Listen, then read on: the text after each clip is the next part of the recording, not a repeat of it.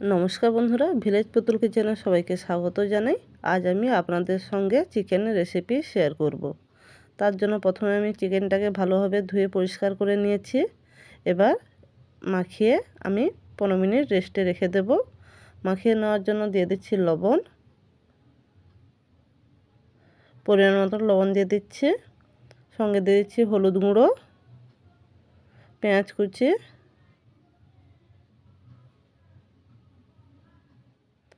সঙ্গে দিয়ে দিচ্ছি টক দই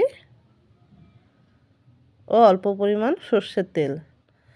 সব কিছু দিয়ে ভালোভাবে মাখিয়ে 15 মিনিট রেখে দেব। 15 মিনিট রেখে দেওয়ার পর একটা কড়াইতে তেল দিয়ে দিচ্ছি। তেল দিয়ে দিচ্ছি লবঙ্গ, এলাচ, সঙ্গে তেজপাতা। হালকা ভেজে নেওয়ার পর দিয়ে দিচ্ছি রসুন বাটা। আমি আজ ঝোলটা খুব হালকা রান্না করব, বেশি রিচ করব না। এই গরমে হালকা রান্নাই খাওয়া ভালো। সঙ্গে দিয়ে দিচ্ছি আদা বাটা, তারপর দিয়ে দিচ্ছি পেঁয়াজ বাটা।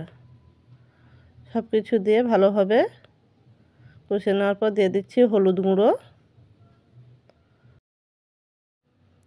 কাশ্মীরি লঙ্কার গুঁড়ো কালারের জন্য দিচ্ছি, আর সঙ্গে লঙ্কার গুঁড়ো দিয়ে ভালোভাবে অল্প একটু আমি তেল দিয়ে দিচ্ছি। তেল দিয়ে ভালোভাবে কষিয়ে নেব। মশলাটা ভালোভাবে কষিয়ে নিতে হবে। কষিয়ে নেওয়ার পর দিয়ে দিচ্ছি টমেটো কুচি,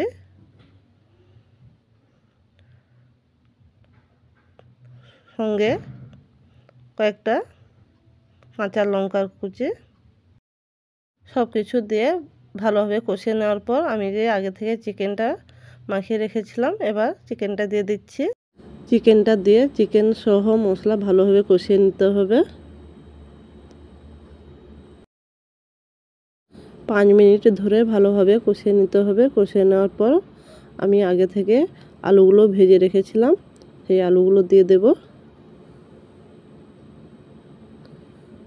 আলুগুলো দিয়ে পরিমাণ মতন জল দিয়ে দেব। জল দিয়ে ভালোভাবে সেদ্ধ করে নিতে হবে। চিকেনটা সেদ্ধ করে নেওয়ার জন্য আমি প্রেসার কুকারে চিকেনটা নিয়ে নিয়েছি। প্রেসার কুকারে আমি 5টা সিটি দিয়ে নেব। 5টা সিটিতেই আমার সেদ্ধ হয়ে যাবে। সেদ্ধ হয়ে গেলে আমি একটা পাত্রে নিয়ে নিচ্ছি। ভিডিও যদি আপনাদের ভালো লাগে অবশ্যই লাইক, কমেন্ট, শেয়ার ও সাবস্ক্রাইব করে পাশে থাকা বেল আইকনটি প্রেস করে দিবেন।